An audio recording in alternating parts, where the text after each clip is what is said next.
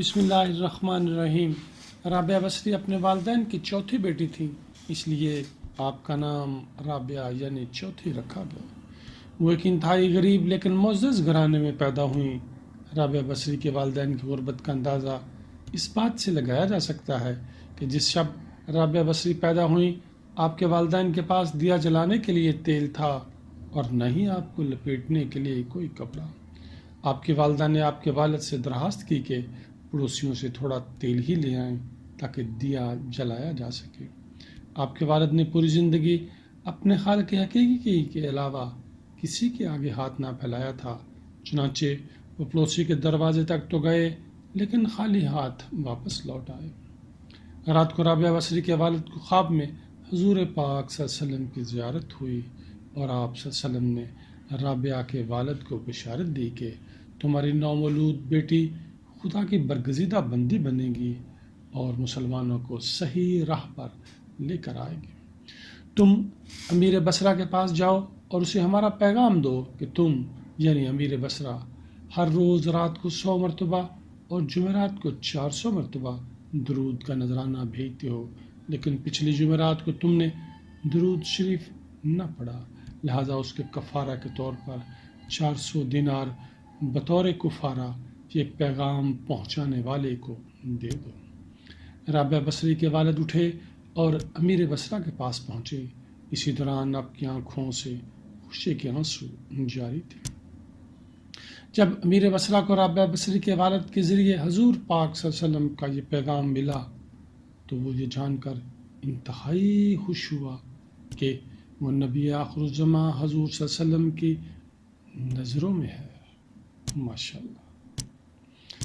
اس نے شکرانے کے طور پر فوراً 1000 دینار غربا میں تقسیم کرائے اور 400 دینار رابعہ بصری کے والد کو ادا کیے اور ان سے درخواست کی کہ جب بھی کسی چیز کی ضرورت ہو بلا جھجک تشریف لائیں۔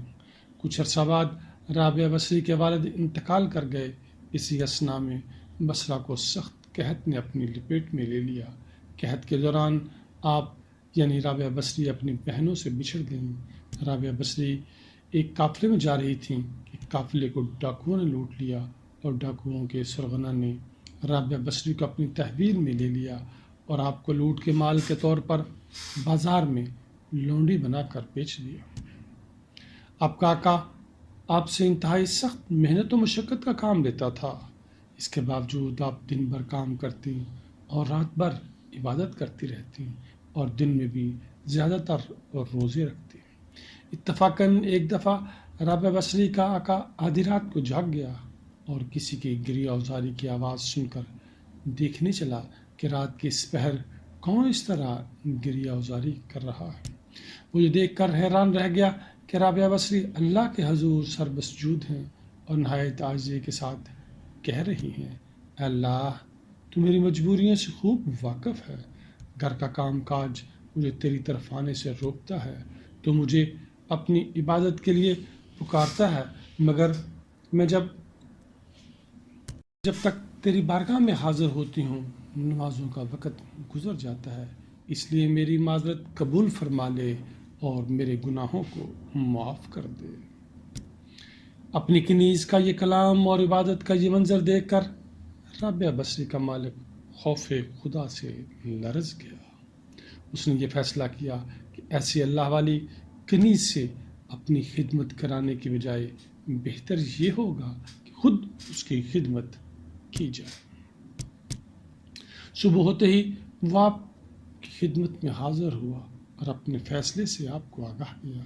اس نے کہا، آج سے آپ میری طرف سے آزاد ہیں، اگر آپ اسی گھر میں قیام کریں تو میری خوش نصیبی ہوگی، وگرنہ آپ اپنی مرضی کے مالک ہیں۔ تاہم اگر یہاں سے کوچ کر جانے کا فیصلہ کرتی ہیں تو میری بس ایک درخواست ہے کہ میری طرف سے کی جانے والی تمام زیادتیوں کو اس ذات کے صدقے معاف کر دیں جس کی آپ راتوں کو جاگ جاگ کر عبادت کرتی تھی۔ دعا ہے کہ اللہ تعالیٰ آپ کے علم نافع، عمل صالح اور رزق کریمہ میں اضافہ کر دے، حضور کی محبت و اتباع، دیدار اور شفاعت نصیب فرمائے، آمین۔